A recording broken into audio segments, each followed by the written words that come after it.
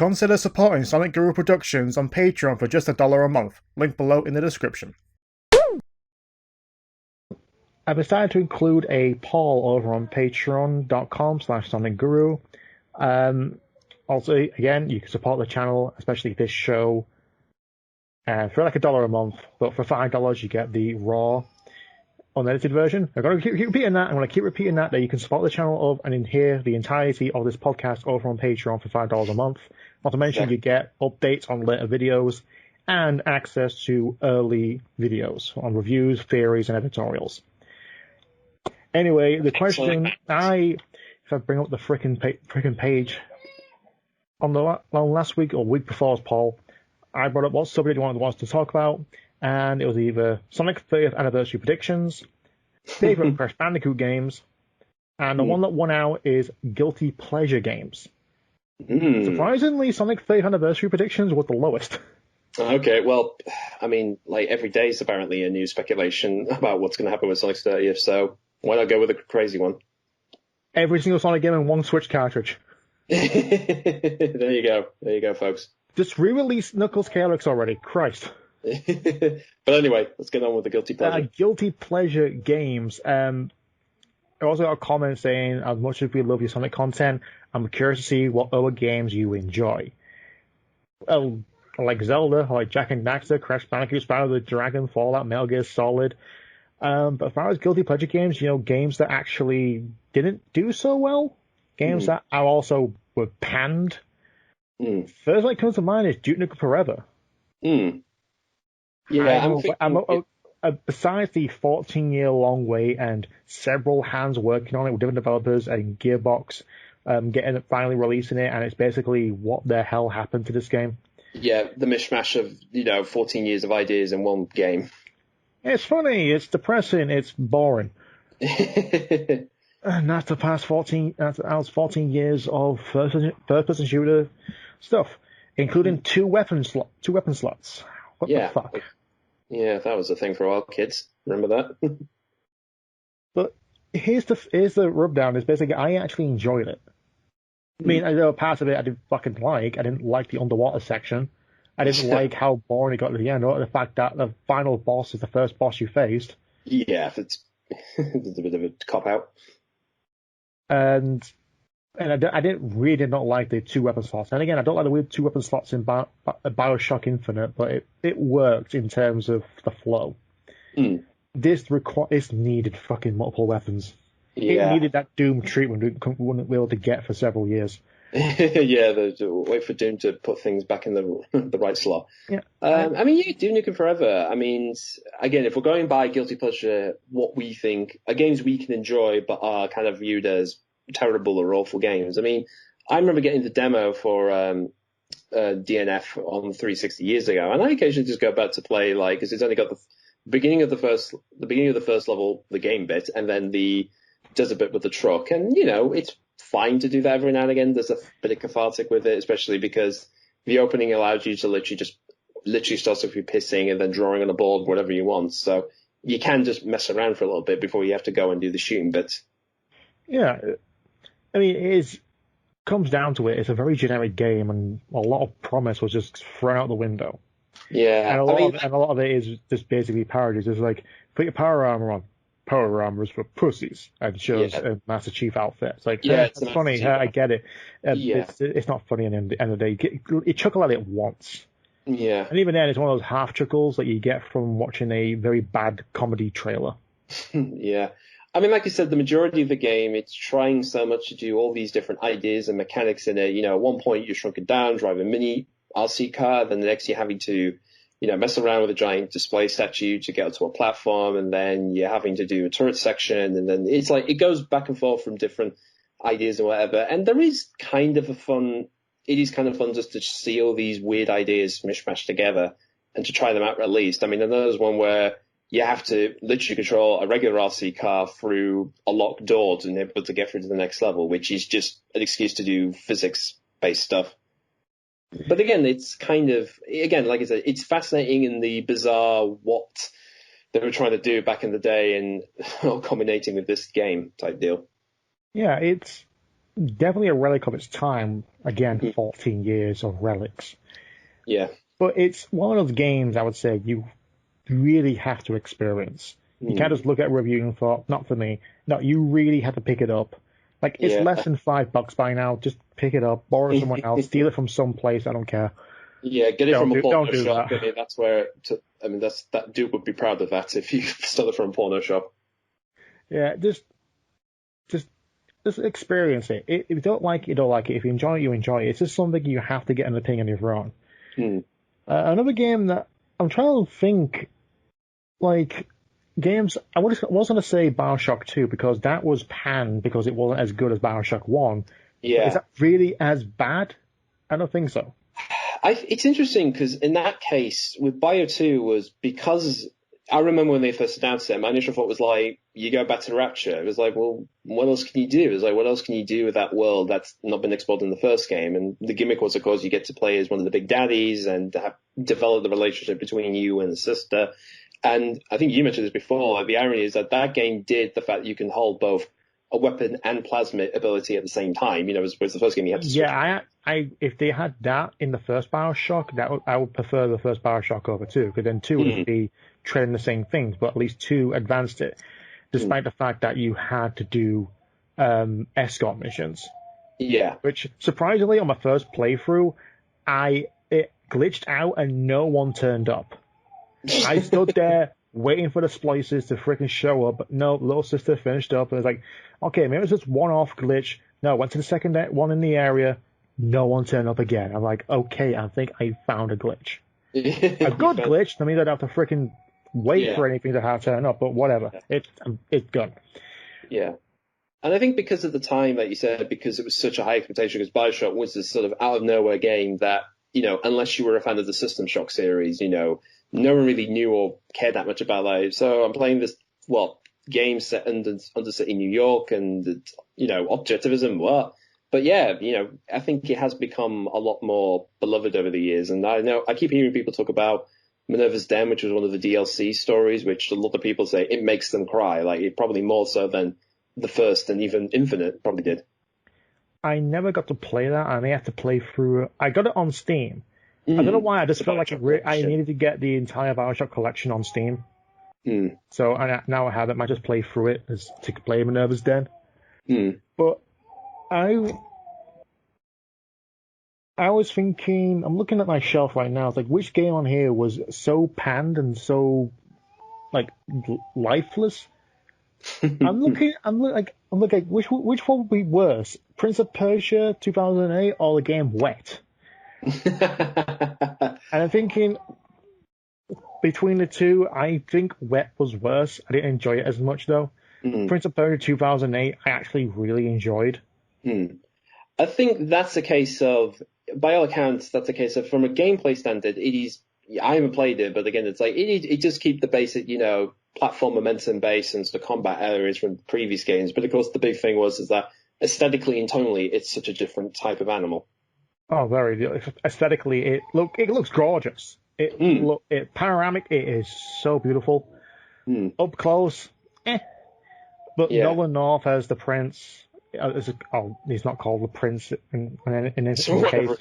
Yeah, it's called him Rastan because that's basically what they called him in the movie. Yeah, I mean that's a real funny because that came out I think just prior to the film, and then they did the Forgotten Sand, which is again another weird. Yeah, Forgotten Sands came out 2009, 2010, which were the only two in the fucking cinema. That's how bad that film was. But what threw people off from the Prince of Persia 2008 game, I can't believe I keep pretensing that every time because of freaking how many Prince of Persias there are. Yeah, I mean, we're at the point where it's like you have to name it. I mean, there's a new Tom and Jerry movie out, which has to be, that is called Tom and Jerry the movie, so it has to be dated. It has to be known by its year. You mean the 93 version or the 2021 version? Well, I think the other one's just called Tom and Jerry the movie classic. Oh God!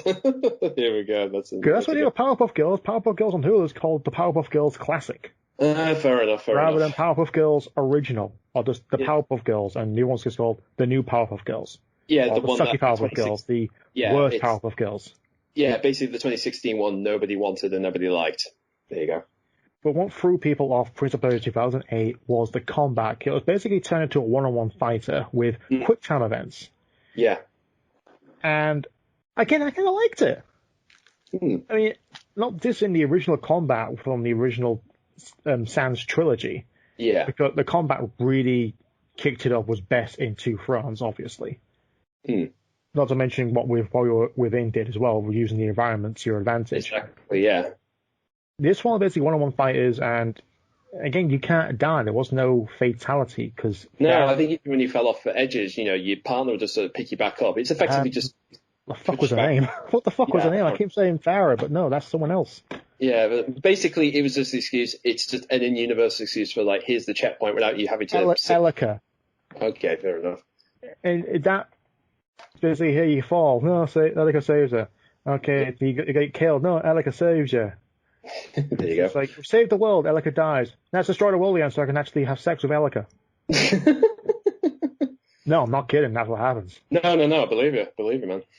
And all the entire ending, the extra party ending. Oh, it was still for DLC. But except PC users, you can't have the ending anymore. Oh God. Yeah, fantastic. The entire ending, which is basically just an extra hour worth of gameplay, was cut off and sold back to you.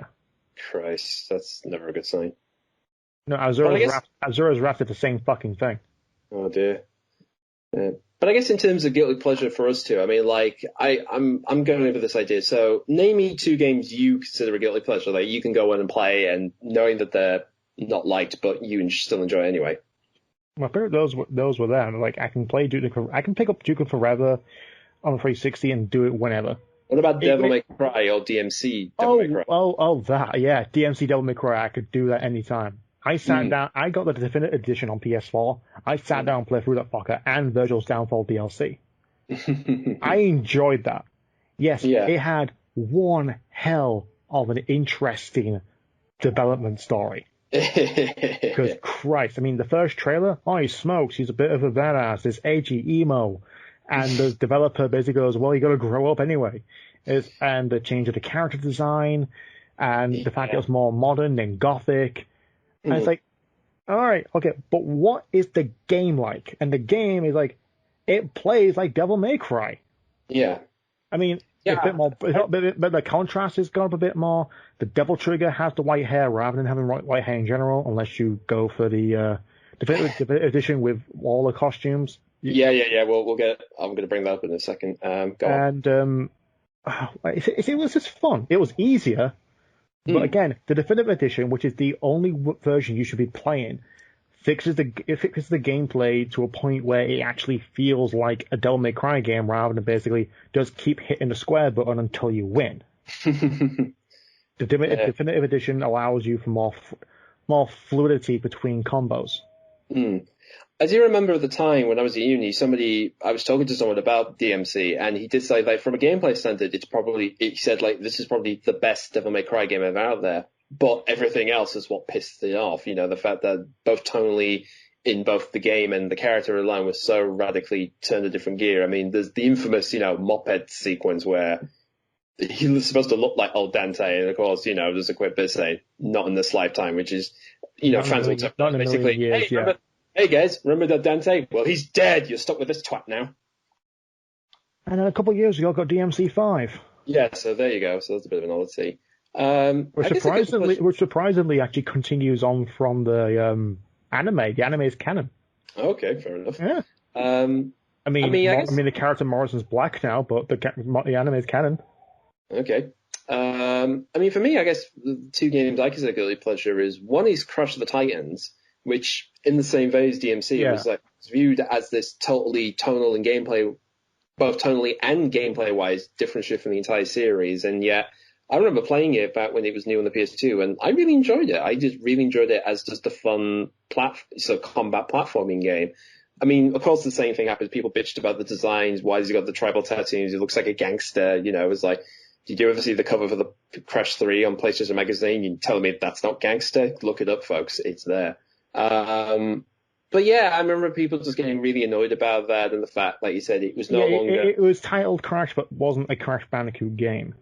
No, I mean, that threw people off. It's like, is it a reboot or is it a sequel? Because it was both.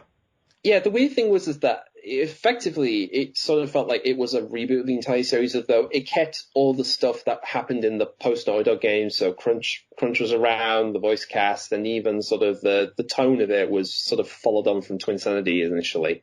Nina became a de facto villain for most of it. Yeah, she became technically the main adversary in that game.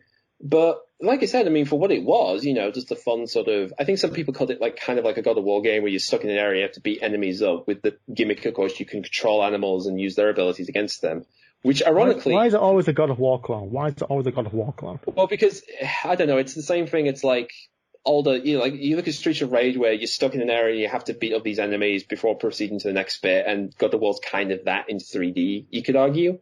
I guess. It's more like spectacle fighters or extreme action games. Yeah, but, I mean, the irony... It's definitely quite... If you want to talk about PS2, basically, you defeat enemies before the actual next area opens up, it's a Devil May Cry clone, not God of War clone. Well, but again, more than that, like I said, it was more viewed in that because you were doing fisticuffs rather than, doing gunplay, I guess that was the big difference.